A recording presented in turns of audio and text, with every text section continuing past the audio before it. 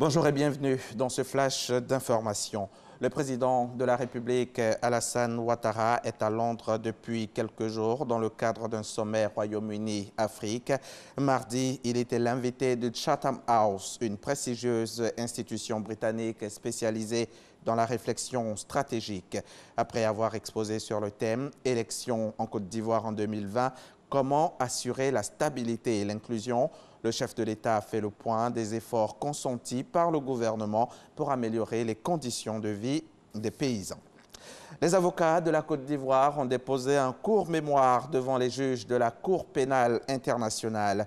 Ils s'opposent à une requête de l'ancien président Laurent Gbagbo demandant aux juges de lever les conditions imposées à sa libération. Cette requête doit être débattue le 6 février devant la Cour. L'appel intenté par la procureure contre l'acquittement prononcé il y a un an en faveur de Laurent Gbagbo et Charles Blé Goudé est toujours en cours. Il ne sera pas plaidé avant quelques mois.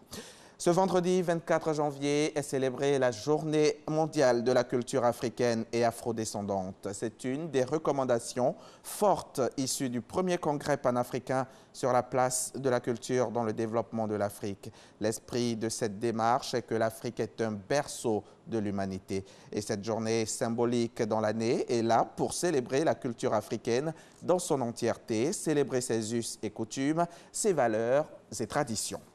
Les infectiologues d'Afrique, eux, sont à Grand-Bassam, à quelques 50 km d'Abidjan. Ils y sont depuis hier jeudi et pour 72 heures. Au cours de cette rencontre, ces professionnels de la santé vont échanger, discuter, partager leurs expériences pour tenter de faire avancer la recherche dans la lutte contre les maladies infectieuses. C'est à l'occasion du 7e congrès de la Société africaine de pathologie infectieuse. La précision de Régis Kofi. En matière d'infection, il n'y a plus de frontières entre les hommes, les animaux, les végétaux et l'environnement. Réunis à Grand-Bassam, les infectiologues, les microbiologistes et les spécialistes de la santé publique appellent à une réponse globale face aux maladies infectieuses.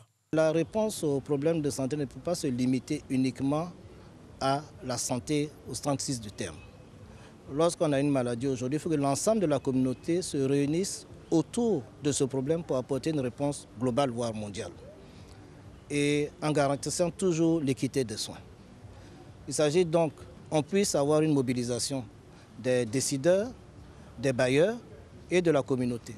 L'approche One Health, les pandémies et les infections émergentes seront abordées, mais aussi et surtout la résistance antimicrobienne qui constitue un véritable problème de santé publique.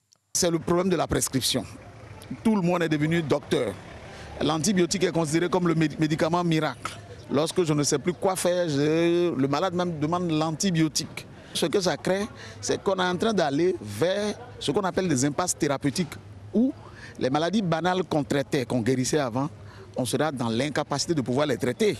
Parrain du 7e congrès de la Société africaine de pathologie infectieuse et des 4e journées d'infectiologie de Côte d'Ivoire, le ministre de la Santé et de l'Hygiène publique a affiché la volonté de l'État de Côte d'Ivoire à renforcer le système de santé.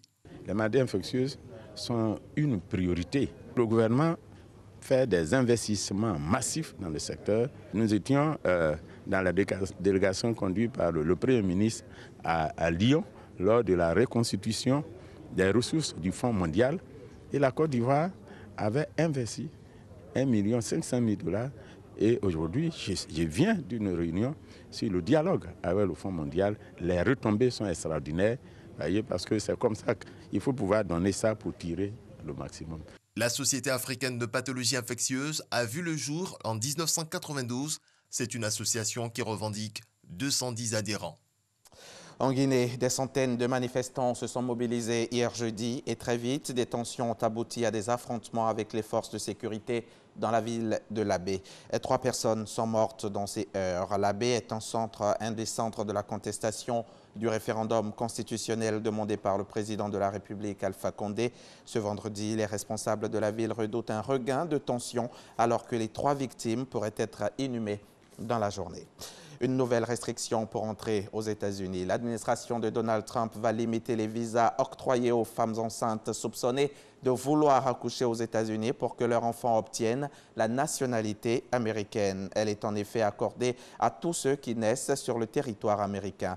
La mesure entre en vigueur ce vendredi 24 janvier. Les femmes enceintes auront toujours le droit de se rendre aux États-Unis, mais il faudra qu'elles avancent une raison crédible pour justifier ce déplacement. Nous allons refermer ce flash. Le bilan de l'épidémie de coronavirus en Chine a été revu à la hausse. 26 morts et 830 cas confirmés.